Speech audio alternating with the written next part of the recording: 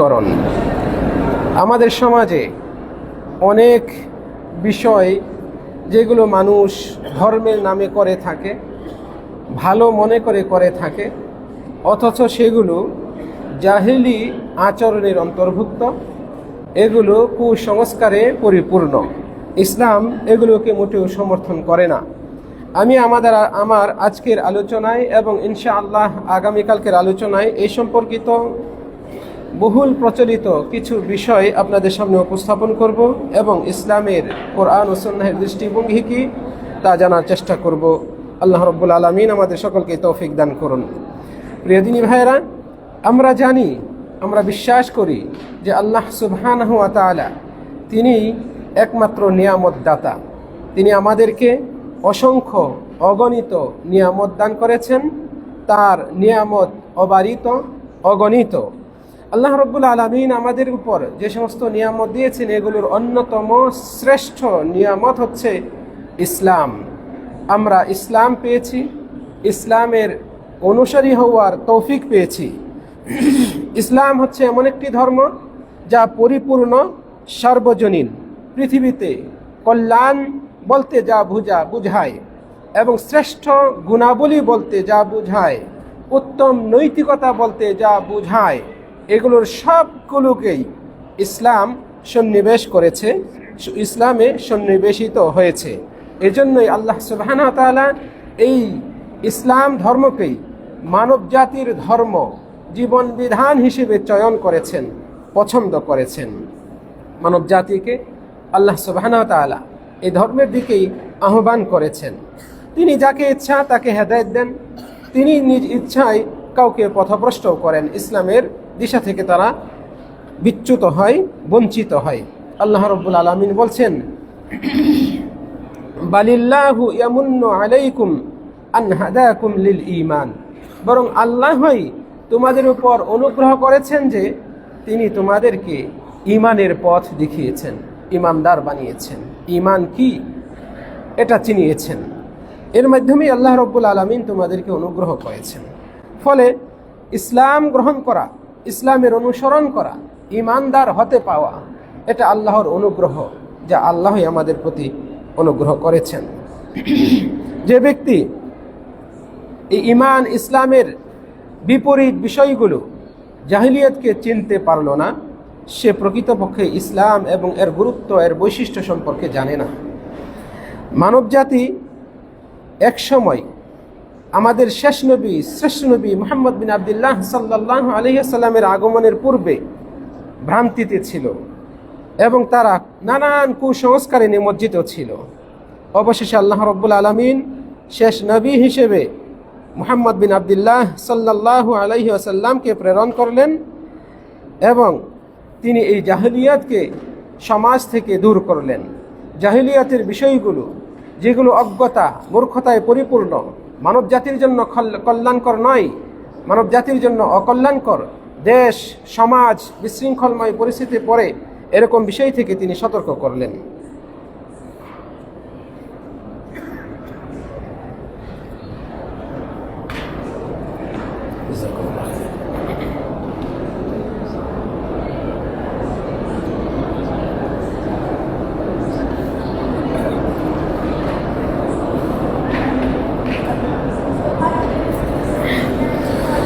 সম্মানিত দিনী ভাইয়েরা, ইসলাম, আমরা ইসলামের অনুসারী। আল্লাহ রাব্বুল আলামিন এই ইসলামকে অনুসরণ করতেই, অবলম্বন করতেই আমাদেরকে আদেশ করেছেন। এই ইসলামের সবচেয়ে বড় উদ্দেশ্য হচ্ছে, যে সমস্ত টার্গেট ইসলামের রয়েছে, এগুলোর অন্যতম বড় টার্গেট হচ্ছে ইসলামের অনুসারীরা, তাদের যারা শত্রু, এদের বিরোধিতা করবে, এদের কোনো পথ অবলম্বন করবে না, এদের কোনো বৈশিষ্ট্য তাদের মধ্যে থাকবে না, এদের কোনো আচরণ, কর্মকাণ্ড মুসলিমরা গ্রহণ করবে না। এটা ইসলামের অন্যতম লক্ষ্য, যাতে করে মানুষ, মুসলিমরা ঈমান আনার পর আবার সেই জাহিলিয়াতে ফিরে না যায়, আবার সেই বেদিনে ফিরে না যায়। আহলে কিতাব, মুশরিকরা যে সমস্ত কাজ করে, তাদের যেগুলো বৈশিষ্ট্য, তাদের যেগুলো প্রতীক, তাদের যেগুলো পরিচয় বহন করে এই জাতীয় বিষয় গ্রহণ করা থেকে মুসলিমদেরকে ইসলাম একেবারে নিষেধ করেছে। কারণ এটাই, যাতে করে মুসলিমগণ যারা তাদের বিরোধী, অন্য ধর্মের অনুসারী, অমুসলিম, তাদের সাথে কোনো রকমের সাদৃশ্য না রাখে। রাসূলুল্লাহ সাল্লাল্লাহু আলাইহি সাল্লাম আমাদেরকে বিভিন্ন হাদিসের মাধ্যমে এই বিষয়ে সতর্ক করেছেন। এর দ্বারা উদ্দেশ্য হচ্ছে একজন মুসলিম তার শত্রুদের বিরোধিতায় থাকবে, তাদের আচরণ গ্রহণ করবে না, তাদের সাথে নিজেদেরকে সাদৃশ্যপূর্ণ করবে না, তাদের মাঝে এমন আচরণ, এমন কর্মকাণ্ড, এমন অবয়ব, বাহ্যিক নিদর্শন যেন না থাকে যেগুলোর মাধ্যমে অন্য ধর্মের অনুসারীদেরকে প্রমোট করা হয়। এগুলো থেকে রাসূলুল্লাহ সাল্লাল্লাহু আলাইহি সাল্লাম তার উম্মতকে নিষেধ করেছেন, সতর্ক করেছেন। প্রিয় দিনী ভাইয়েরা, এই বিষয়গুলো ইবাদতের সাথে সম্পৃক্ত হতে পারে, ইবাদতের সাথে সম্পৃক্ত হতে পারে। অমুসলিম তারা যে ইবাদতগুলো পালন করে এবং তাদের এই ধর্মীয় যে প্রতীক রয়েছে, এগুলো কোনো মুসলিম তার হাতে, তার গলায়, তার জামায়, তার বিশ্বাসে এগুলো জড়াতে পারে না। অনুরূপভাবে যে সমস্ত কৃষ্টি কালচার রয়েছে যেগুলো অমুসলিমদের সাথে খাস, যেগুলো তাদের পরিচয় বহন করে এবং তাদের রীতিনীতির সাথে সম্পৃক্ত, এগুলো মুসলমানগণ পালন করতে পারেন না। এই জন্যই আলেমগণ বলেন এগুলো অপসংস্কৃতি, এগুলো বিধর্মীদের সংস্কৃতি, এবং আলেমগণ এই মর্মে সাধারণ মুসলিমদেরকে সতর্ক করেন। এর মূল কারণ হচ্ছে ইসলাম আমাদের উপর এই বিষয়গুলো নিষিদ্ধ করেছে। রাসূলুল্লাহ সাল্লাল্লাহু আলাইহি ওয়াসাল্লাম এবং আল্লাহ সুবহানাহু ওয়া তাআলা আমাদেরকে অমুসলিমদের খেয়াল খুশি, তাদের মনোবাসনা, তাদের যে কৃষ্টি কালচার, এগুলো অনুসরণ করতে নিষেধ করেছে। আল্লাহ রাব্বুল আলামিন বলছেন, ওয়ালা তাত্তাবি' আহওয়া আল্লাযীনা লা ইয়ালামুন, যারা জানে না, যারা অজ্ঞ, দিন সম্পর্কে অজ্ঞ, তাদের খেয়াল খুশির অনুসরণ তোমরা করবে না। জাহিলি যুগের যে বিষয়গুলো রয়েছে এগুলো সব ইসলামে নিষিদ্ধ এবং এগুলো অবমাননাকর। রাসূলুল্লাহ সাল্লাল্লাহু আলাইহি ওয়াসাল্লাম বলছেন, জাহিলি যুগের প্রত্যেকটা বিষয়ই আমার পদতলে পতিত, অর্থাৎ এগুলো হীন, লজ্জাজনক, এগুলো অপমানকর, এগুলো কোনো মুসলিম অনুসরণ করতে পারে না। আমাদের সমাজে এইরকম বহু বিষয় রয়েছে যেগুলো জাহিলিয়াতের অন্তর্ভুক্ত, যেগুলো অজ্ঞতার অন্তর্ভুক্ত, যেগুলোতে কল্যাণ নেই, যেগুলোতে মঙ্গল নেই, মানব জাতির জন্য প্রকৃতপক্ষে সেগুলোতে কোনো রকমের উপকারিতা নেই। এগুলোর মধ্যে সবচেয়ে গর্হিত, জঘন্য, নিকৃষ্ট, অশ্লীল জাহিলি কাজ হচ্ছে আল্লাহর সাথে শিরিক করা। এই শিরিক জাহিলি যুগ থেকেই শুরু হয়েছে। জাহিলি যুগে মানুষ সর্বপ্রথম যে শিরকের উদ্ভব ঘটায়, তাদের সমাজের ভালো মানুষ মারা গেল, সৎ কর্মশীল ব্যক্তি মারা গেল, শয়তান তাদেরকে ওয়াসওয়াসা দিল যে তোমাদের সমাজের এত ভালো মানুষ, এই ব্যক্তি মারা গিয়েছে, তাকে কবরস্থ করে তোমরা ভুলে যাবে না, বরং তাকে স্মরণে রাখার জন্য কিছু ব্যবস্থা গ্রহণ করো। ফলে শয়তান তাদেরকে বুদ্ধি দেয়, তার কবরটা পাকা করো, তার কবরে নাম লেখো, এই কবরে এসে যেন কিছু কৃষ্টি কালচার পালন করা হয়, এই ব্যবস্থা তোমরা করো। শয়তানের বুদ্ধিমতে তারা এই প্রচলন করে শুরু করে দেয়, কবর পাকা করে এবং কবর কেন্দ্রিক সেখানে নানান অনুষ্ঠান, আচার অনুষ্ঠান পালন করতে শুরু করে। ধীরে ধীরে এইভাবে কবর পূজা নামক মহা শিরকের, মহা অপরাধ নামক এই বিষয়টি সমাজে প্রচলন হতে থাকে। পৃথিবীতে যে জঘন্য কাজই আপনি শুরু করেন না কেন, এটা ধীরে ধীরে প্রসার লাভ করবেই। আর পৃথিবীর সবচেয়ে নিকৃষ্টতম কাজ হচ্ছে আল্লাহর সাথে শিরিক করা। এটা জাহিলি যুগের কাজ। কোনো মানুষ, সুস্থ মানুষ, তার মতো একজন মানুষ যে মারা গিয়েছে, তার পূজা করতে পারে না, তার কবরে গিয়ে আরাধনা করতে পারে না, সেজদা করতে পারে না, মান্নত মানতে পারে না, সেখানে গিয়ে নজর মানতে পারে না, সেখানে কোনো পশু জবাই করতে পারে না, কল্যাণের আশা, বরকতের আশা করতে পারে না মৃত ব্যক্তির কাছ থেকে। অথচ অত্যন্ত পরিতাপের বিষয়, এই জঘন্যতম জাহিলি বর্বর এই কাজ আমাদের সমাজে অহরহ ধর্মের নামে এটা রমরমা ব্যবসায় পরিণত হয়েছে। আল্লাহ রাব্বুল আলামিন আমাদেরকে হেফাজত করুন। আল্লাহ রাব্বুল আলামিন তার নবী মুহাম্মদ সাল্লাল্লাহু আলাইহি সাল্লামকে যে দিন দিয়ে প্রেরণ করেছেন, এই দিনের সাথে সবচেয়ে বড় সাংঘর্ষিক বিষয় হচ্ছে এটা আল্লাহর সাথে শিরিক করা। রাসূলুল্লাহ সাল্লাল্লাহু আলাইহি সাল্লাম তিনি সমাজে সবচেয়ে ভালো মানুষ ছিলেন, সবার কাছে সবার কাছে তিনি সমানভাবে সমাদৃত ছিলেন, সম্মানিত, পছন্দনীয় ছিলেন।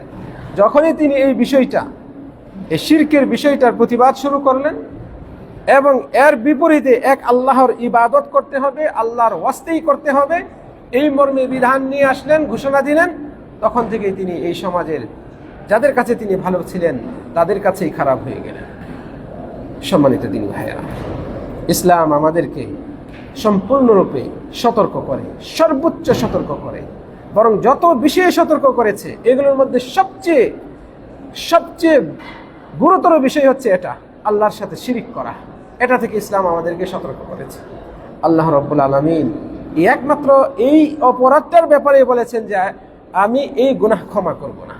ইন্নাল্লাহা লা ইয়াগফিরু আন ইউশরাকা বিহি, নিশ্চয়ই আল্লাহ তার সাথে শিরিক করাকে ক্ষমা করেন না।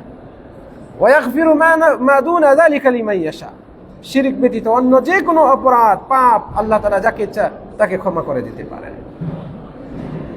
আল্লাহ তাআলা এই শিরিকের কথা বলছেন, ইন্না শিরকা লাযুলমুন আযীম, নিশ্চয়ই শিরিক হচ্ছে সবচেয়ে বড় জুলুম, মহা জুলুম হচ্ছে শিরিক, এর চেয়ে বড় জুলুম অন্যায় আর হতে পারে না।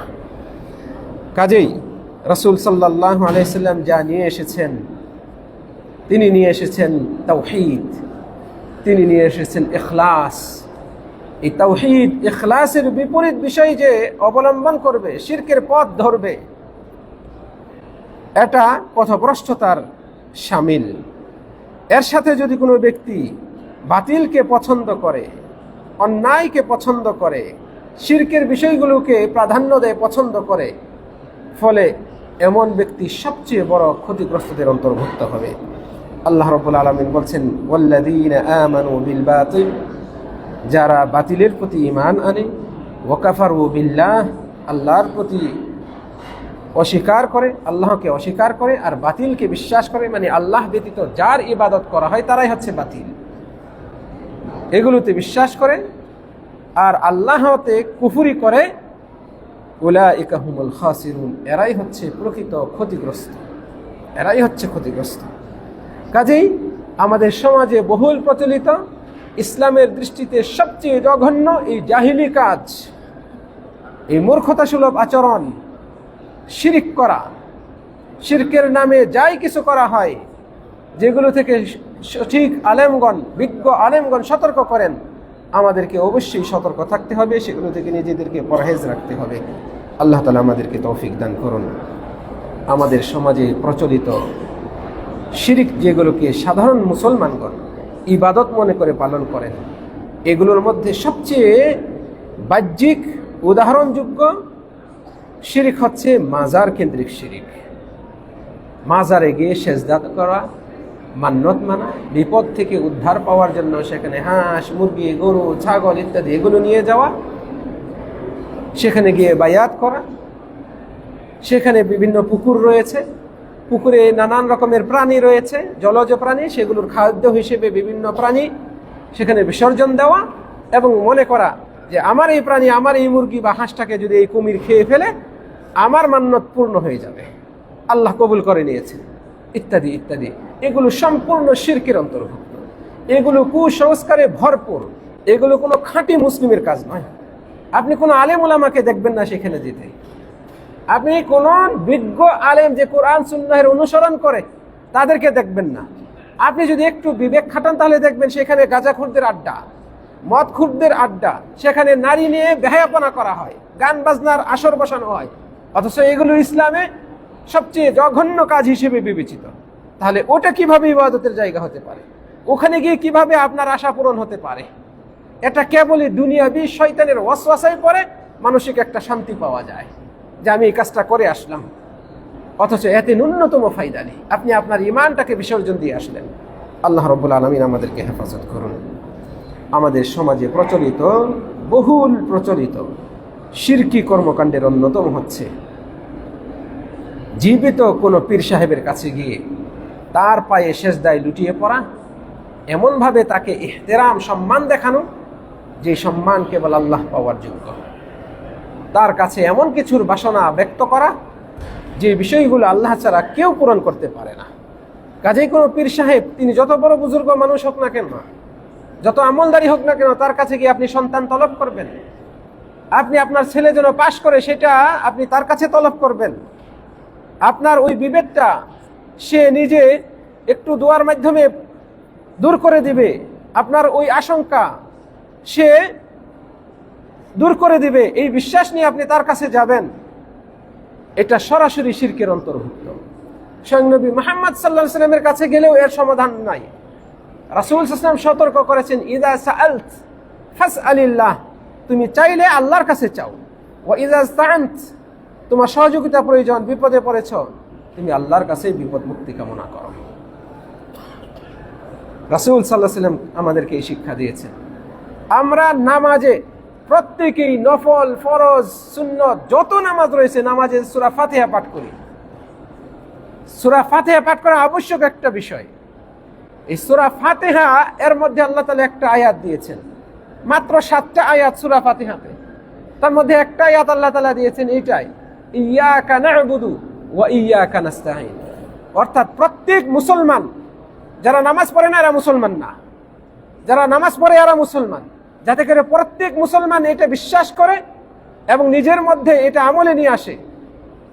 এই জন্য আল্লাহ রাব্বুল আলামিন এই বিধানটা দিয়েছেন, এই আয়াতটা দিয়েছেন এই সূরার মধ্যে, ইয়্যাকা না'বুদু ওয়া ইয়্যাকা নাস্তাঈন। হে আল্লাহ, আমরা কেবল আপনারই ইবাদত করি এবং কেবল আপনার কাছেই সহযোগিতা কামনা করি, সাহায্য চাই। ফলে এই সাহায্য চাওয়া এটা আল্লাহ ছাড়া অন্য কারো কাছে আপনি চাইবেন এমন বিষয় যেগুলো আল্লাহ ছাড়া কেউ দিতে পারে না, এটা সরাসরি শিরকের অন্তর্ভুক্ত, সরাসরি শিরকের অন্তর্ভুক্ত। দুনিয়াবি সহযোগিতা যেগুলো, সাধারণ যেগুলো আমরা একে অপরকে সহযোগিতা করি, এগুলো আল্লাহ রাব্বুল আলামিন আমাদেরকে উদ্বুদ্ধ করেছেন। কিন্তু যে বিষয়গুলো আল্লাহ ছাড়া কেউ ক্ষমতা রাখে না, এইগুলো দুনিয়ার কোনো মানুষের কাছে চাওয়া যাবে না, আল্লাহ ব্যতীত অন্য কারো কাছেই চাওয়া যাবে না, এটা সরাসরি শিরকের অন্তর্ভুক্ত। আল্লাহ রাব্বুল আলামিন আমাদেরকে সঠিক বুঝদান করুন, আল্লাহুম্মা আমিন। প্রিয় দিনী ভাইয়েরা, জাহিলি কর্মকাণ্ডের অন্যতম হচ্ছে আল্লাহর প্রতি মন্দ ধারণা পোষণ করা, অথচ আল্লাহর প্রতি ভালো ধারণা রাখা এটা একটা ইবাদত, এটা সৌভাগ্যের আলামত। আল্লাহর প্রতি সুধারণা রাখা এটা সৌভাগ্যের আলামত, সৌভাগ্যের আলামত, এটা ইবাদত। আল্লাহ রাব্বুল আলামিন আমাদেরকে তার প্রতি সুধারণা রাখতে উদ্বুদ্ধ করেছেন। নবী মুহাম্মদ সাল্লাল্লাহু আলাইহি ওয়াসাল্লাম আমাদেরকে আল্লাহর প্রতি সুধারণা রাখতে উদ্বুদ্ধ করেছেন। যারা আল্লাহর প্রতি সুধারণা রাখে না, মন্দ ধারণা করে, তাদের এই কর্মকাণ্ডকে আল্লাহ রাব্বুল আলামিন জাহিলি কর্মকাণ্ডের সাথে তুলনা করেছেন। ইয়াযুন্নুনা বিল্লাহি গায়রাল হক, তারা আল্লাহর প্রতি অসত্য ধারণা পোষণ করে, যন্নাল জাহিলিয়া, জাহিলি ধারণা, আল্লাহর প্রতি মন্দ ধারণা রাখে, আর এই মন্দ ধারণাই হচ্ছে জাহিলি ধারণা।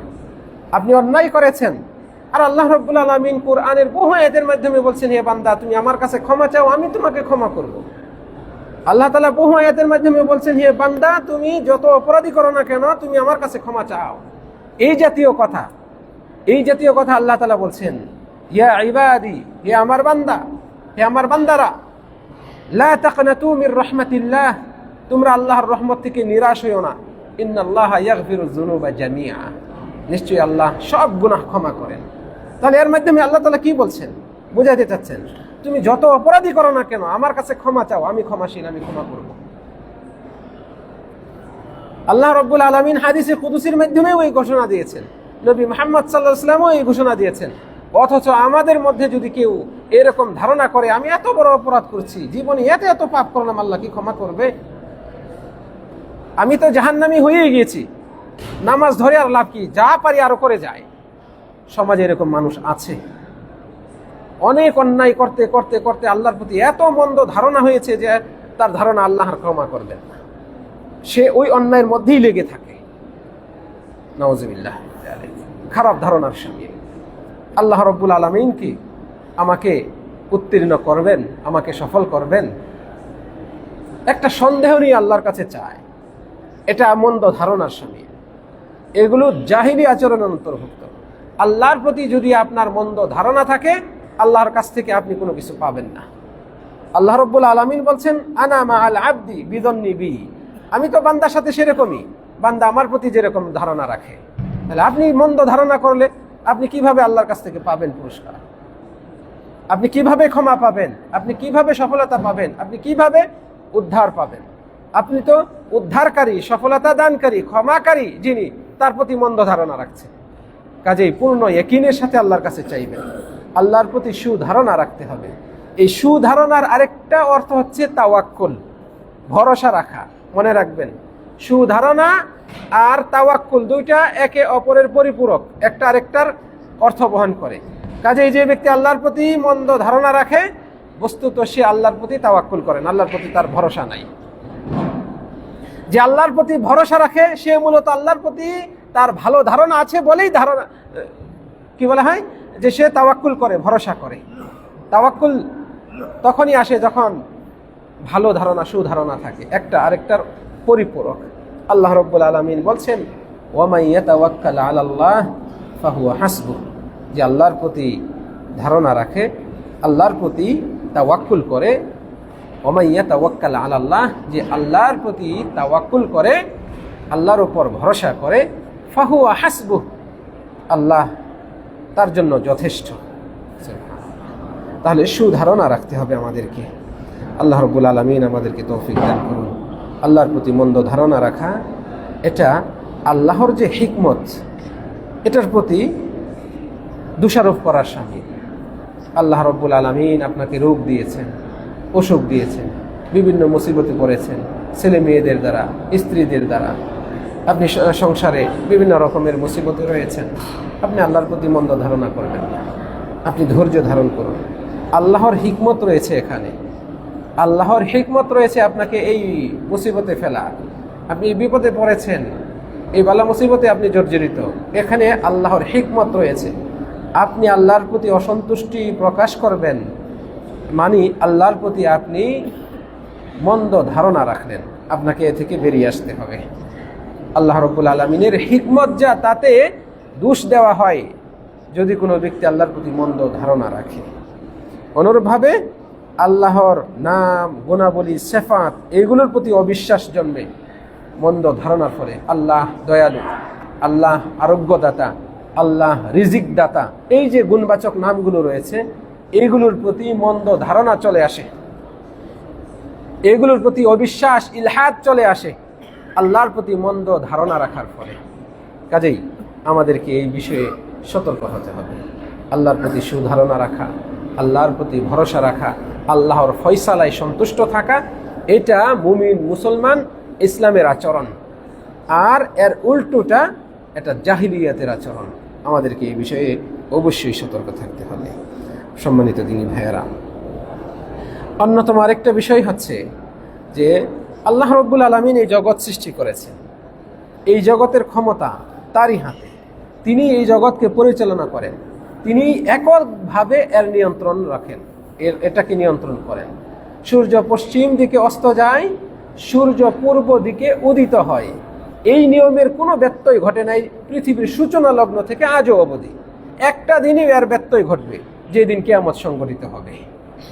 তখন সূর্য উঠবে, উদিত হবে পশ্চিম দিক থেকে, আর সূর্য অস্ত যাবে পূর্ব দিকে। এই দিন হবে কিয়ামতের দিন। এর আগে এই নিয়মের কোনো ব্যত্যয় হবে না।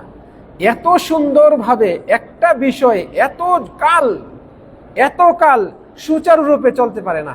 পৃথিবীর স্রষ্টা যিনি, তিনি ছাড়া এটাকে কেউ নিয়ন্ত্রণ করতে পারেন না। কখনো আমরা ঘুম থেকে উঠে দেখি নাই যে আজ এখনো সূর্য উঠে নাই, অথচ এই সময় সূর্য উঠে, আমরা এরকম পাইনি। কখনো আমরা সূর্য যখন অস্ত যায়, অথচ সেই সময়ও ভর দুপুরের মতো সূর্য আলো দিচ্ছে, এরকম আমরা কখনো পাই নাই।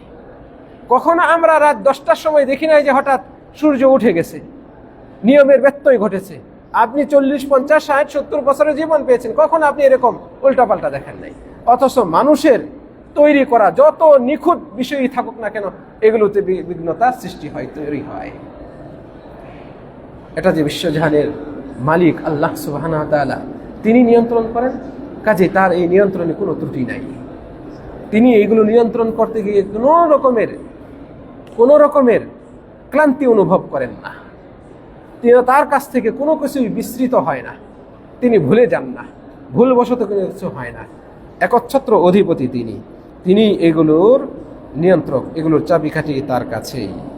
কাজেই এই দুনিয়াবি কোনো বিষয়ে ফয়সালার জন্য আমরা যদি গণকের কাছে যাই, আমরা যদি জাদুকরের কাছে যাই, জ্যোতির্বিদের কাছে যাই, তারা যা বলে সেটাকে বিশ্বাস করি, আল্লাহ কর্তৃক নির্ধারিত তকদিরকে অস্বীকার করি, তাহলে এটা ইসলামের সাথে সরাসরি সাংঘর্ষিক একটা বিষয়। ইসলাম এটাকে সমর্থন করে না। আল্লাহর আদেশেই সব কিছু হয়। আপনার তকদিরে যা আছে এটা কেবল আল্লাহই নির্ধারণ করেছেন। গণকের কাছে গিয়ে আপনি কি এটাকে চেঞ্জ করতে পারবেন না, জাদুকরের কাছে গিয়ে এটা আপনি চেঞ্জ করতে পারবেন না। কাজে আপনার ঈমান থাকতে হবে আল্লাহর উপর। আল্লাহ রব্বুল আলামিন তিনি এগুলো নিয়ন্ত্রণ করেন, তার আদেশেই এগুলো হয়। কাজেই তার কাছেই আপনার চাইতে হবে, তার কাছেই এগুলোর বিষয়ে সমাধান খুঁজতে হবে। একজন জনৈক সাহাবী তিনি বলছেন, ইয়া রাসূলুল্লাহ, হে আল্লাহর রসুল, উমুরান কুন্না নাসনাউহা ফিল জাহিলিয়া, আমরা জাহিলি যুগে অনেক কিছুই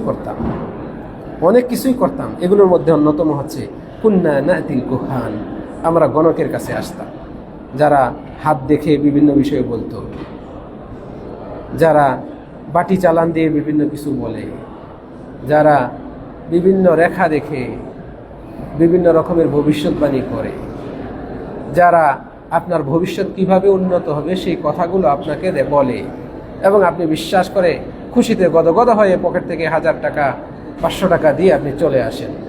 এই যে বিষয়গুলো, এগুলো অত্যন্ত জঘন্য একটা বিষয়। এগুলো জাহিলি, এগুলো মূর্খতা সুলভ আচরণ, এগুলো অজ্ঞতায় পরিপূর্ণ। এগুলোর মধ্যে কোনো কল্যাণ নেই, ইসলাম এগুলো থেকে নিষেধ করেছে। তো ওই সাহাবী জিজ্ঞেস করলেন, হে আল্লাহ রাসূল, আমরাও তো ওই জাহিলি যুগে এরকম গণকের কাছে যেতাম, তারা যা বলতো সেগুলো বিশ্বাস করতাম। রাসূল বলছেন, ফালা তাতুল কুহান, কাজে এখন থেকে আর তোমরা গণকের কাছে যাবে না। রাসূল সাল্লাল্লাহু আলাইহি ওয়াসাল্লাম বলছেন, মান আতা কাহিনান আও আররাফান, যে ব্যক্তি গণকের কাছে আসলো অথবা জ্যোতিষীর কাছে আসলো, ফাসাদ্দাকাহু বিমা ইয়াকুল, সে যা বলল সেটাকে বিশ্বাস করলো, ফাকাদ কাফারা বিমা উনজিলা আলা মুহাম্মদ, মুহাম্মাদের উপর যা নাজিল হয়েছে সে যেন তাই অস্বীকার করে বসে। গণকের কাছে যাওয়া শরীয়তকে অস্বীকার করার শামিল, কোরআনকে অস্বীকার করার শামিল, দ্বীন ইসলামকে অস্বীকার করার শামিল। এত জঘন্য অপরাধ। অথচ আমাদের সমাজে এটা ব্যবসা হিসেবে দোকান নিয়ে বসে থাকে জ্যোতিষীরা, জ্যোতির্বিদরা, হাত দেখে আপনার ভাগ্য কি রয়েছে সেগুলো বলে দেয়। অথচ এই জ্যোতিষী সে নিজের ভাগ্য পরিবর্তন করতে পারে না। আপনার কপালে কি ঘটবে সামনে সেটা সে বলে, অথচ আপনি তাকে সেই উপস্থিত সময়ে চর মারেন, সে জানেই না যে আপনি তাকে চর মারবেন। তাহলে সে কিভাবে জানে আপনার ভবিষ্যৎ, যে আপনি ভবিষ্যতে এটা করবেন, আপনার সাথে এটা ঘটবে? ও তো নিজেরই ভবিষ্যৎ সম্পর্কে জানে না, সে কিভাবে আপনার ভবিষ্যৎবাণী করবে? কাজে এটা একটা ব্যবসা, আপনাকে ঠকাচ্ছে। সাধারণ মুসলিমদের আবেগকে কাজে লাগিয়ে সে ব্যবসা করছে। এটা কোনোভাবেই ইসলামের অংশ হতে পারে না। অত্যন্ত দুঃখের বিষয়, আমাদের সমাজের অনেক নামি দামি ভাইরাল বক্তা এই ব্যবসার সাথে জড়িত। এরা আলেম না, যারা বক্তব্য দেয় এরকম মঞ্চে বসে মাইক সামনে নিয়ে চিত্তাকর্ষক কথা বলে, একটা দুইটা কোরআনের আয়াত উল্লেখ করে ঘণ্টাব্যাপী আলোচনায় আজে বাজে কথা বলে, আপনাকে হাসায়, আপনাকে কাঁদায়, আপনার উমুকের বিরুদ্ধে বলে। এরা আলেম না। বক্তা হওয়ার জন্য আলেম শর্ত না, বক্তা হওয়ার জন্য চাপা থাকলেই যথেষ্ট। আপনি মনে রাখবেন, সমাজে অধিকাংশই বড় বড় আলেম, যোগ্যতম আলেম, তারা বক্তা না, তারা নীরবে সমাজের খেদমত করে যাচ্ছেন। তারা নীরবে ইসলামের খেদমত করে যাচ্ছেন, সমাজ সংস্কারমূলক বিপ্লব তৈরি করছেন, কারিগর তৈরি করছেন। হাজার হাজার লক্ষ লক্ষ ছাত্র যারা কোরআন সুন্নাহ শিখে, তাদের দ্বারা সমাজে কুসংস্কার এর বিরুদ্ধে সোচ্চার হচ্ছে। কিন্তু তারা মিডিয়াতে নাই, তারা সোশ্যাল মিডিয়াতে নাই। এরা প্রকৃত আলেম কখনো নিজেদেরকে বড় করে তুলে ধরে না। প্রকৃত আলেম কখনো নিজের গান নিজের বাজনা নিজে বাজায় না, তারা সবসময় বিনয়ী থাকে, তারা কোরআন সুন্নাহ অনুপাতে কথা বলে, তারা বিনয়তার সাথে কথা বলে, অন্যদেরকে সম্মান করে, ভুল যেগুলো সমাজে এগুলো তুলে ধরে, কিন্তু কখনো তারা খুব আক্রমণাত্মকভাবে কথা বলে না। আপনি ভালো আলেম কারা তাদের বক্তব্য শুনে যাচাই করার চেষ্টা করুন। আল্লাহ তাআলা তো ব্রেন দিয়েছেন, কথা শুনলে বোঝা যায় যে এই লোকটা কেমন। আল্লাহ রাব্বুল আলামিন আমাদেরকে সঠিক বুঝ দান করুন। তো বলছিলাম যে সমাজে এই যে তাবিজ কবজের ব্যবসা, রমরমা ব্যবসা রয়েছে, এগুলোর কাছে যাবেন না। এগুলোর কাছে যেতে নবী মুহাম্মদ সাল্লাল্লাহু আলাইহি ওয়াসাল্লাম আমাদেরকে নিষেধ করেছেন। তাবিজ কবজের কাছে যাওয়া আল্লাহর প্রতি মন্দ ধারণা পোষণ করার শামিল, গণকের কাছে যাওয়া আল্লাহর প্রতি মন্দ ধারণার শামিল, আল্লাহর তাকদীরকে অস্বীকার করার শামিল, আল্লাহর তাকদীরকেও অস্বীকার করার শামিল। যে গণকের কাছে যায় তার মানে সে আল্লাহর প্রতি আল্লাহ যে তকদীরে রেখেছেন এটাকে সে অস্বীকার করে এবং গণক যা বলে সেটা বিশ্বাস করে। অতএব এই জাহিলি আচরণ থেকে আমাদেরকে বেরিয়ে আসতে হবে। রাসূলুল্লাহ সাল্লাল্লাহু আলাইহি ওয়াসাল্লাম আমাদেরকে জিনদের মাধ্যমে কোনো কাজ করিয়ে নেওয়ার ব্যাপারেও সতর্ক করেছেন। এগুলো জাদুকরদের কাজ, এগুলো গণকদের কাজ, এগুলো যারা বিভিন্ন কবিরাজ রয়েছে, এই কবিরাজ সমাজে বর্তমান কবিরাজ যারা রয়েছে, যারা জিনের মাধ্যমে কাজগুলো করে, তারা সম্পূর্ণ শিরকি কর্মকাণ্ডের মাধ্যমে অনেক কিছু আদায় করে নেয় এবং এটা কোনোভাবেই বৈধ নয়। অনেক জিন রয়েছে যার কাছে আনুগত্য পোষণ করতে হবে, বায়াত গ্রহণ করতে হবে, জিন যেভাবে পরামর্শ দেয় সেইভাবে ওই কাজগুলো করতে হবে, অনেক কুফরি কথা বলতে হবে, কুফরি কাজ করতে হবে, তবেই তার ওই কাজটা বা তাকে ওই বিপদ থেকে উদ্ধারের জন্য জিন প্রচেষ্টা করবে। অনেক গায়েবী খবর, অনেক দূরের খবর যেগুলো এই কবিরাজ জানার কথা না, এগুলো এই কবিরাজ জিনের মাধ্যমে সংগ্রহ করে। জিনকে আল্লাহ তাআলা এমন পাওয়ার দিয়েছেন, জিন নামক শয়তানকে, যে আপনার আমার রন্ধ্রে রন্ধ্রে ঘুরবে, আমার ভিতরে অনেক কিছুই সে ঢেলে দিবে, সেগুলো আমি কল্পনা করব, আবার আমার ভেতরের অনেক কিছু সে জানবে। এই পাওয়ার আল্লাহ তাআলা জিনকে দিয়েছেন। আপনি যখন কবিরাজের কাছে যাবেন, জিন জানে এই উদ্দেশ্যে যাচ্ছেন। আপনি কার ব্যাপারে যাচ্ছেন, জিন ওই ব্যাপারে খবরটা নিয়ে এসে কবিরাজকে আগেই জানিয়ে রাখে। ফলে কবিরাজের কাছে আপনি ব্যক্ত করার আগেই কবিরাজ বলে দেয় আপনার এই সমস্যা, তাই না, আপনি অমুকের ব্যাপারে এই বিষয়ে নিয়ে এসছেন, তাই না, আপনি শুনতে আশ্চর্য হবেন। অথচ আপনি আশ্চর্য হয়ে বিশ্বাস করবেন এই কবিরাজ তো সত্য কবিরাজ। তাহলে সে যদি তাই না হতো, সে কিভাবে জানে? আল্লাহওয়ালা কবিরাজ, আল্লাহ তাকে ইলহাম করে দিয়েছেন, অথচ শয়তান তাকে ইলহাম করেছে, অথচ শয়তান ইলহাম করেছে, জিন নামক শয়তান তাকে ইলহাম করেছে। এখন এই কবিরাজ যা বলবে আপনি সেটা করতে প্রস্তুত, ঈমান হরণ হয়। অতএব সতর্ক হন, এগুলো জাহিলি আচরণ, জাহিলিয়াতের অন্তর্ভুক্ত। ইসলাম আমাদেরকে এগুলো থেকে নিষেধ করেছে। আল্লাহ রাব্বুল আলামিন বলছেন, ওয়ান্নাহু কানা রিজালুম মিনাল ইনসি ইয়াউযুনা বিরিজালিম মিনাল জিন্নি ফাযাদুহুম রাহাকা। মানুষের মধ্যে কিছু মানুষ রয়েছে, পুরুষ মানুষ রয়েছে, যারা পুরুষ জিনদের মাধ্যমে আশ্রয় প্রার্থনা করে, তাবিজ কবজ করে। ফাযাদুহুম রাহাকা, এর মাধ্যমে তাদের ভয়ভীতি আরো বৃদ্ধি পায়। তারা এই তাবিজের উপরই নির্ভরশীল হয়ে পড়ে, তারা ওই কবিরাজি চিকিৎসার উপরই নির্ভরশীল হয়ে পড়ে।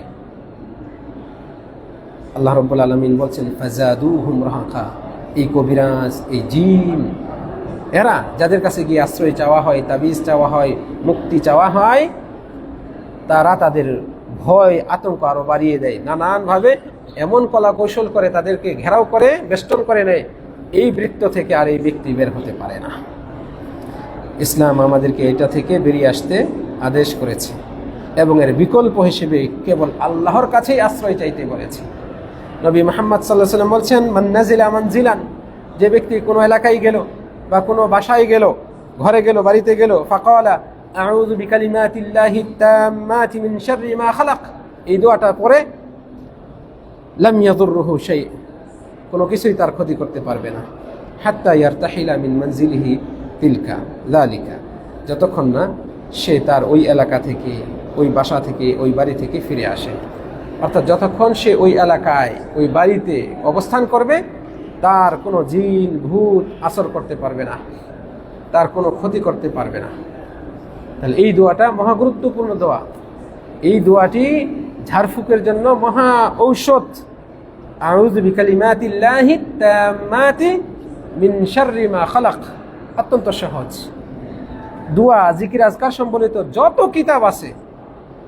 কিতাব আছে পৃথিবীতে, আমভাবে আমি বলা যায় যে প্রায় সব কিতাবে এই দোয়াটি লেখা থাকবে। এত মহা গুরুত্বপূর্ণ এই দোয়া। আপনি এটা পাঠ করুন। আপনি নতুন এলাকায় গেলেন, নতুন বাসায় গেলেন, আপনি হোটেল ভাড়া নিলেন, হোটেলে উঠলেন, আপনি এই দোয়াটা পাঠ করে সেখানে উঠুন। যতক্ষণ থাকবেন আপনি নিরাপদ থাকবেন। নতুন এলাকায় গেলেন, আপনি কাজে গেলেন, ব্যবসায়িক কাজে গেলেন, দুনিয়াবি কাজে গেলেন, অন্য কোনো কাজেও গেলেন, আল্লাহ না করুন আপনি বিপদ হওয়ার সম্ভাবনা থাকতে পারে। বিভিন্ন এলাকায়, অজানা এলাকায়, অচেনা এলাকায় বিপদ হওয়ার সম্ভাবনা রয়েছে। আপনি এলাকায় প্রবেশ করে এই দোয়াটা পাঠ করুন, আউযু বিকালিমাতিল্লাহি তাম্মাতি মিন শাররি মা খালাক। মনে রাখবেন, তাবিজ কবজ ব্যবহার করা ইসলামে সম্পূর্ণ নিষিদ্ধ। তাবিজ কবজ, তাবিজ কড়ি এগুলো ব্যবহার করা ইসলামে সম্পূর্ণ নিষিদ্ধ। আলেম যদিও দেয়, সমাজে অনেক আলেম রয়েছে যে এটার ব্যবসা করে, কেউ টাকা নেয় না কিন্তু তারপরেও দেয়। এর মাধ্যমে লোক জড়ো রাখে, নিজের পক্ষে লোক রাখে, মুরিদ বানিয়ে রাখে। এটা এক রকমের, কেউ অর্থকড়ি নিয়ে ব্যবসা করে, কেউ মুরিদ বানিয়ে ব্যবসা জিইয়ে রাখে। এটা ইসলামের বিধান নয়, এটা জাহিলিয়াতের অন্তর্ভুক্ত। রাসূল সাল্লাল্লাহু আলাইহি ওয়াসাল্লাম বলেছেন, মান তাআল্লাকা তামিমাতান ফাকাদ আশরাকা। যে ব্যক্তি তামিমা ঝুলালো, লটকালো, তাবিজ লটকালো, সে যেন শিরিক করলো। মান তাআল্লাকা শাইআন, আরেক হাদিসে এসেছে রাসূল বলেছেন, যে কোনো কিছু লটকালো, করি, তাবিজ বা এই জাতীয়, উকিলা ইলাইহি, তাকে ওই বস্তুর প্রতি ন্যস্ত করে দেওয়া হবে, আল্লাহ তার থেকে মুখ ফিরিয়ে দেবেন। এইভাবে রাসূল সাল্লাল্লাহু আলাইহি ওয়াসাল্লাম আমাদেরকে সতর্ক করেছেন। রাস্তা দিয়ে যাচ্ছিলেন, দেখলেন একজন সাহাবী একজন ব্যক্তির হাতে একটা বালা জাতীয় বস্তু, সেটা বেঁধে রেখেছে, অথচ এটা কোনো চিকিৎসা না, এটা ওই তাবিজ কবজ জাতীয়, কবিরাজদের মাধ্যমেই আসে। রাসূল সাল্লাল্লাহু আলাইহি ওয়াসাল্লাম জিজ্ঞেস করলেন, মা হাদিহি, এটা কি? ওই সাহাবী উত্তরে বলছেন, মিনাল ওয়াহিনা, আমার দুশ্চিন্তা হয়, আমার শরীরে ব্যথা হয়, এটার কারণে আমি এটা এখানে ঝুলিয়ে রাখছি। রাসূল সাল্লাল্লাহু আলাইহি ওয়াসাল্লাম বললেন, ইনজাআহা, এটা খুলে ফেলো, ফাইন্নাহা লা তাজিদুকা ইল্লা ওয়াহানান, তোমার দুশ্চিন্তা, তোমার শরীরের ব্যথা, অঙ্গের বিভিন্ন অঙ্গের ব্যথা, এর মাধ্যমে শুধু বৃদ্ধি পাবে। এরপরে রাসূল সাল্লাল্লাহু আলাইহি ওয়াসাল্লাম বলছেন, ওয়া ইন্নাকা লাউ মিত্তা ওয়া হিয়া আলাইকা, তুমি যদি মারা যাও আর এটা তোমার গায়ে থাকে, মা আফলাহতা আবাদা, কখনো তুমি সফল কাম হতে পারবে না। এর দ্বারা রাসূল সাল্লাল্লাহু আলাইহি ওয়াসাল্লাম ইঙ্গিত দিলেন, তুমি কখনো জান্নাতে যেতে পারবে না। মৃত্যুবরণ করলে তুমি সফল হবে না, মানে তুমি জান্নাত লাভ করলেই তো সফল ব্যক্তি, তুমি জান্নাত লাভ করতে পারবে না। এত ভয়ঙ্কর অপরাধ, এটা গর্হিত অপরাধ। অতএব এই তাবিজ কবজ এইগুলো থেকে আমাদেরকে সতর্ক থাকতে হবে। আল্লাহ রাব্বুল আলামিন আমাদেরকে তৌফিক দান করুন। অনেক আশ্চর্যের ব্যাপার, বাস্তব। অনেকেই এমন তাবিজ দেন, অনেক কবিরাজ এমন তাবিজ দেন, যে তাবিজের ভেতরে এমন কাগজ লেখা হয়, কাগজ রাখা হয়, যে কাগজে হায়েজের রক্ত মিশ্রিত করা হয়। এটা হয়তো আপনাদের অনেকের কাছে আশ্চর্য লাগবে শুনে, অনেকের কাছে নতুন মনে হবে, কিন্তু এটা বাস্তব। আমি এই মসজিদে নববীতে রাসূল সাল্লাল্লাহু আলাইহি ওয়াসাল্লামের যে কবর, যেখানে আমরা সালাম দিতে যাই, কবর জিয়ারত করতে যাই, ওই জায়গায় আল্লাহর রহমতে দীর্ঘ 5 বছর খেদমত করেছি। 2014 থেকে 19 সাল পর্যন্ত এই জায়গায়, এই চেয়ার পাওয়ার আগ পর্যন্ত খেদমত করেছি। আল্লাহ রাব্বুল আলামিন এই সুযোগ আমাকে দিয়েছে। রওজা শরীফ, রিয়াজুল জান্নাহ, সেখানে খেদমত করেছি। বাব জিবরিল, যেখান দিয়ে ঢোকার জন্য হাজী সাহেবগণ, জিয়ারতকারীগণ উন্মুখ হয়ে থাকেন, এখন সেটা সুযোগ নাই, বন্ধ করে দেওয়া হয়েছে। সীমিত পর্যায়ে সেটা খোলা থাকে। এক সময় 4-5 বছর আগে এটা একেবারে উন্মুক্ত ছিল। এই জায়গাগুলোতে খেদমত করেছি, দেখেছি তাবিজগুলো বের করে আমরা খুলে যে ব্যবহার করছে তাকেও দেখিয়েছি। দেখুন আপনার এই তাবিজ, এই যে দেখেন লাল দাগ, এটা কিসের? এটা খোলার আগেতে বলেছিলাম যে এরা অনেক তাবিজ ব্যবহার করার জন্য, যারা দেয় তাবিজ দেয়, এরা হাইজের রক্ত ব্যবহার করে। নাউজুবিল্লাহ। এটা একদম অপবিত্র একটা বিষয়। আপনি এটা নিয়ে মসজিদে আসছেন, বাইতুল্লাহ যাচ্ছেন, সেজদা করতেছেন, এটা কি কোনো মুসলিমের কাজ হতে পারে? অনেক ব্যক্তি এমন তাবিজ দেয় যে তাবিজে কাগজে এমন সাংকেতিক চিহ্ন লেখা থাকে সেগুলোর অর্থ বোধগম্য নয়। অনেক আরবিতে কথা লেখা থাকে উল্টো অক্ষরে, এগুলো কখনো শরীয়ত সমর্থন করতে পারে না। কুফরি কালাম, কুফরি কথা লেখা থাকে। আপনি কেন তাবিজের প্রতি বিশ্বাসী হবেন? আপনাকে কি ইসলাম ঝাড়ফুঁক করার সুযোগ দেয় নাই? ঝাড়ফুঁকের ব্যবস্থা নেই?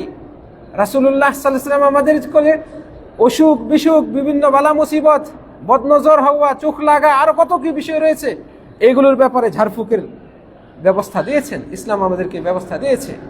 আপনি এই ঝাড়ফুঁক করুন, সকাল সন্ধ্যা আপনি এই দোয়াগুলো পড়ুন।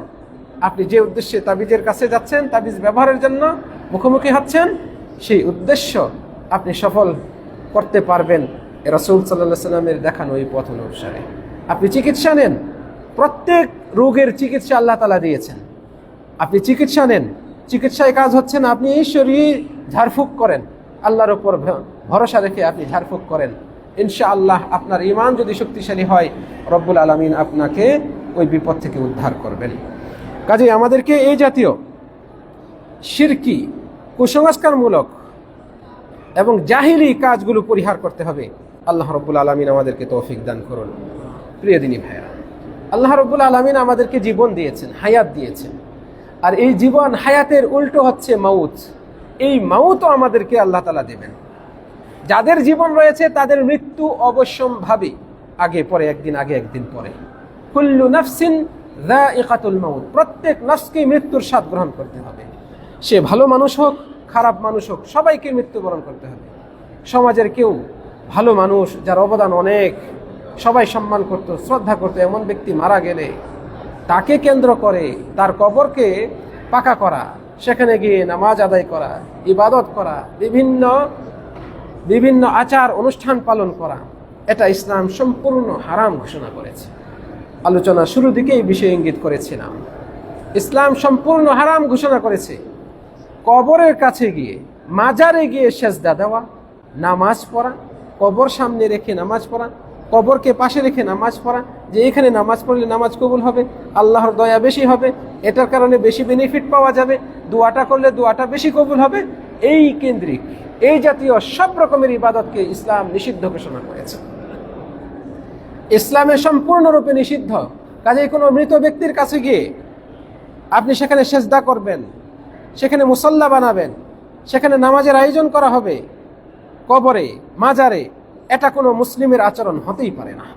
রাসূলুল্লাহ সাল্লাল্লাহু আলাইহি ওয়াসাল্লাম এই জাতীয় কাজ থেকে আমাদেরকে সতর্ক করেছেন।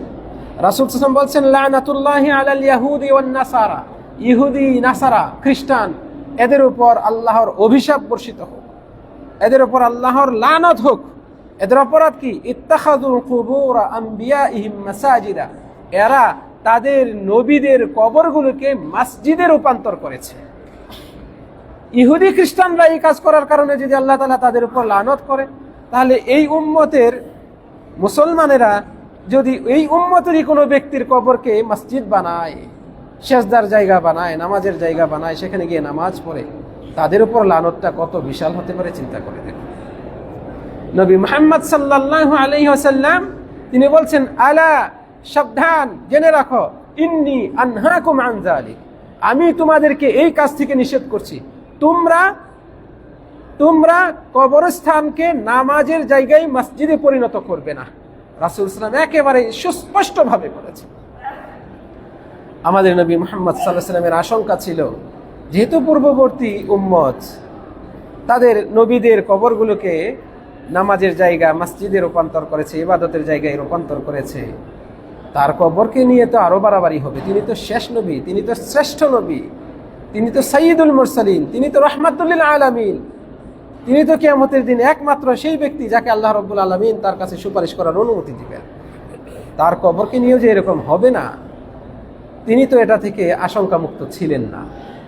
এই জন্যই নবী মুহাম্মদ সাল্লাল্লাহু আলাইহি ওয়াসাল্লাম আমাদেরকে সতর্ক করে আল্লাহর কাছে দোয়া করে বলছেন, হে আল্লাহ, আল্লাহুম্মা লা তাজআল কবরি ওয়াসানান ইউবাদ, হে আল্লাহ, আপনি আমার কবরকে এমন মূর্তির মতো করবেন না যে মূর্তির কাছে গিয়ে ইবাদত করা হয়। কিভাবে বোঝাই আপনাকে? রাসূল সাল্লাল্লাহু আলাইহি ওয়াসাল্লাম বলছেন, আল্লাহুম্মা হি আল্লাহ, লা তাজআল, আপনি করবেন না, পরিণত করবেন না, কবরি, আমার কবরকে, ওয়াসানান, মূর্তিতে। ওয়াসান মানে মূর্তি, মূর্তিতে পরিণত করবেন না, কবরকে মূর্তিতে পরিণত করবেন না।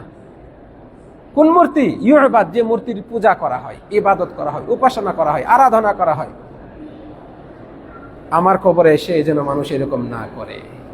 আল্লাহর কাছে দোয়া করলেন এবং এর মাধ্যমে তার উম্মতকে তিনি সতর্কও করলেন আমরা যেন এই কাজটা না করি। কাজে রাসূল সাল্লাল্লাহু আলাইহি ওয়াসাল্লামকে সালাম দিতে গিয়ে আপনি বলবেন না, হি আল্লাহ রাসূল, একটু আমার অবস্থাটা দেখেন, আমি এই বিপদে আছি, এতদিন যাবৎ আমার এই সমস্যা, ওই সমস্যা, আপনি একটু তাকান, আপনি একটু নেক নজর দিন, আপনি এটার সমাধান করার ব্যবস্থা করে দিন। হে আল্লাহ রাসূল, আপনি আমার জন্য শাফাআত করবেন কিয়ামতের দিন। এই যে রাসূলের কাছে সরাসরি চাচ্ছেন, তার মানে আপনি রাসূলের ইবাদত করছেন। নাউযুবিল্লাহ। আপনি নামাজ পড়লেন, নামাজে ইয়্যাকা না'বুদু ওয়া ইয়্যাকা নাস্তাঈন পড়লেন, আর নামাজ পড়ার পরে আপনি কবর জিয়ারত করতে গিয়ে রাসূল সাল্লাল্লাহু আলাইহি ওয়াসাল্লামের কাছে চাইলেন। তাহলে আপনার এই ইবাদত, নামাজে এই সূরা পাঠ করা আর এই নামাজ পড়া আর ওই কবর জিয়ারত করতে গিয়ে ওই কাজটা করা, দুইটার মধ্যে একেবারে তফাৎ, পূর্ব পশ্চিমের নেই, একদম মোটেও সম্পর্ক নাই, বিপরীতমুখী কাজ। অতএব আপনাকে জেনে বুঝে সঠিক আমল করতে হবে। আপনার আমলে যেন এই জাহিলি আচরণ না থাকে। মনে রাখবেন, কবরস্থানকে মাজারে পরিণত করা এবং সেইখানে গিয়ে নানান রকমের ধর্মীয় অনুষ্ঠান পালন করা। ধর্মীয় অনুষ্ঠান মানে হচ্ছে ইবাদত করা, ধর্মের নামে বিভিন্ন কাজ করা, ইবাদত করা, সেজদা করা, জবাই করা, মান্নত মানা, বিপদ মুক্তি চাওয়া, বায়াত গ্রহণ করা, সেখানে গিয়ে 2-3 দিনের জন্য এতেকাফ করা। করে না এরকম? চলে যায় খান জাহান আলীর মাজারে, শাহজালালের মাজারে 3 দিনের সফরে চলে যায়, 3 দিন সেখানে কাটিয়ে আসবে, 4 দিন কাটিয়ে আসবে। এই যে এগুলোর নাম হচ্ছে এতেকাফ। কোথাও গিয়ে আপনি ইবাদত সওয়াবের আশায় সেখানে গিয়ে আপনি অবস্থান করবেন, এর নামই হচ্ছে এতেকাফ।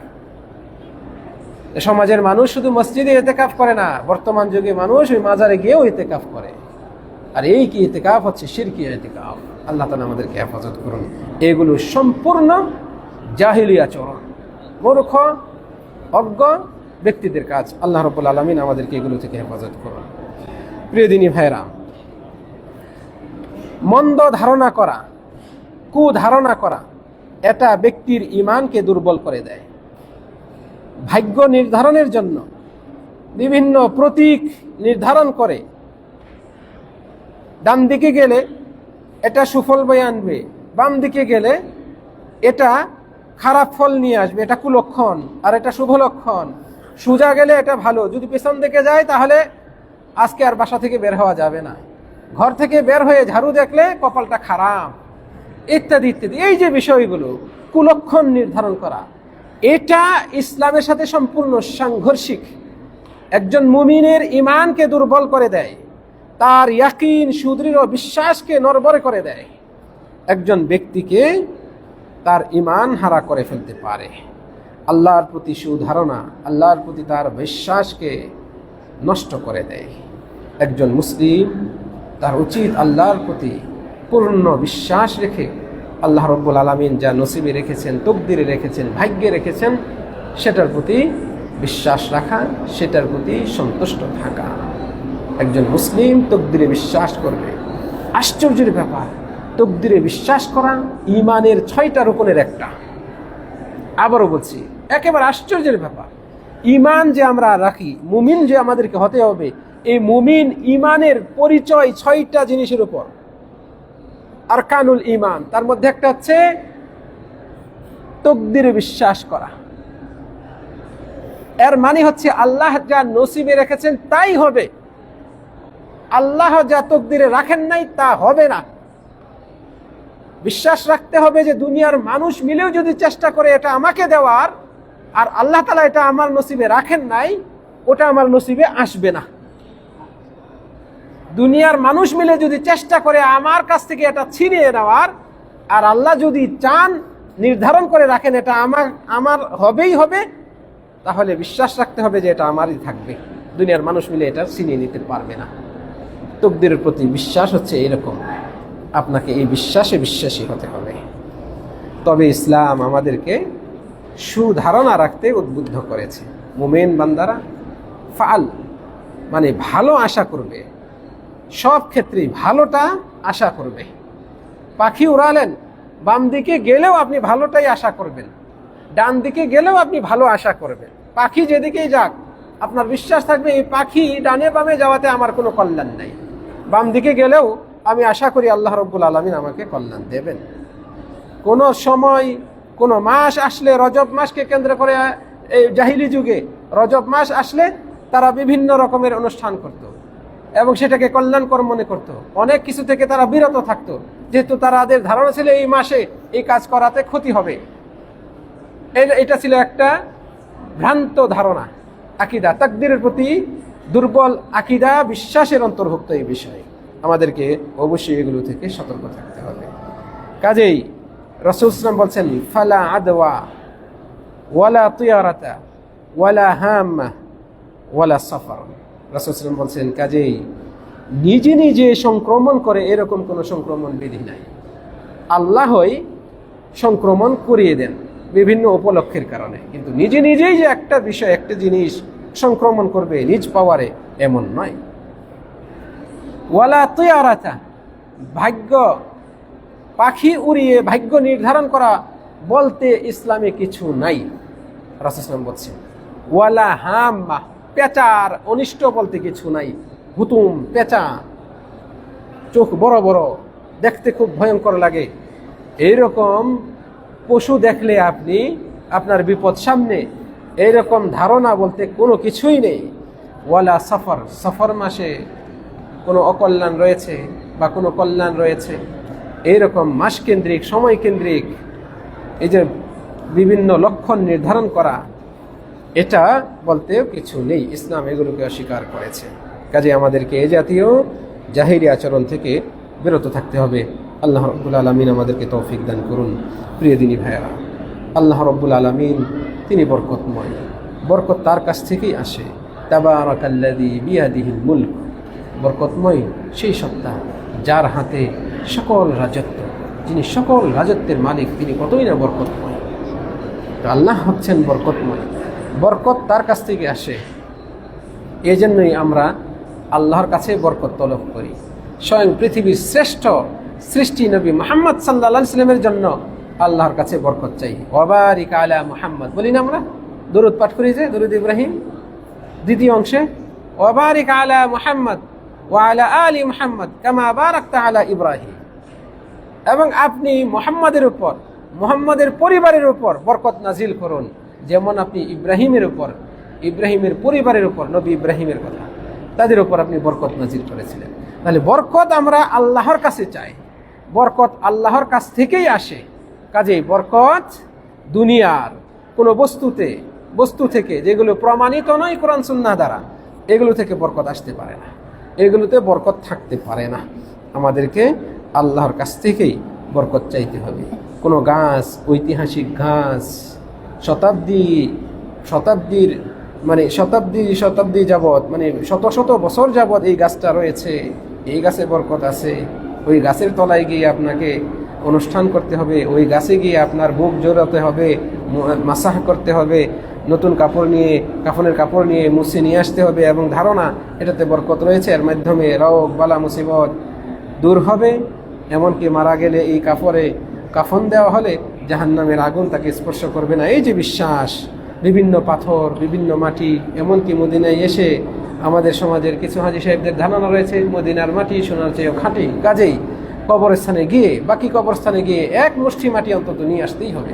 পুলিশ দেখছে কিনা আর চোখে এদিক সেদিক তাকায়, একটু সুযোগ পেলেই বসে পকেটে আগে মাটির একটা টুকরা পকেটে ঢোকায়।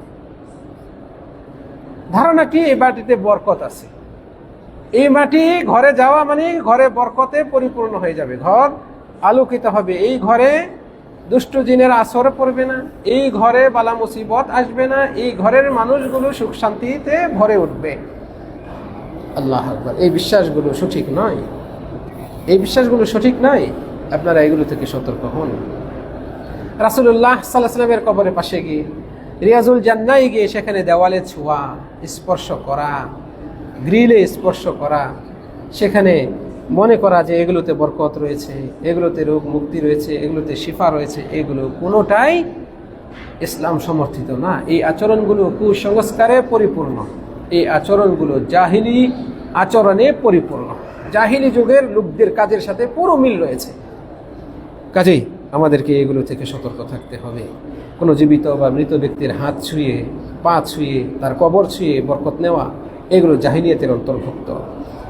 এবং এরকম বিশ্বাস করা যে তাদের মধ্যে বরকত রয়েছে, এগুলো কোনোভাবেই গ্রহণযোগ্য নয়। এগুলো এমন একটা কাজ যা মূর্তি পূজার দিকে ধাবিত করে। আমাদের এই বিশ্বে একটা শ্রেণী রয়েছে যারা নিজ হাতে মাটি দিয়ে মূর্তি তৈরি করে, সেটার পূজা করে। আশ্চর্যের ব্যাপার, আরেকটা শ্রেণী রয়েছে তারা নিজ হাতে তৈরি করে না, আল্লাহর তৈরি করা এই মানুষটা মারা গেলে তাকে কবর দিয়ে তার সামনে গিয়ে পূজা করে, ইবাদত করে। পার্থক্য একটাই, ওরা মাটির উপরে রেখে পূজা করে, আর মুসলিম নামক কিছু মানুষ তারা মাটির নিচে রেখে পূজা করে। আল্লাহ রাব্বুল আলামিন আমাদেরকে হেদায়েত দান করুন। এই কাজটি মূর্তি পূজার দিকে নিয়ে যায়,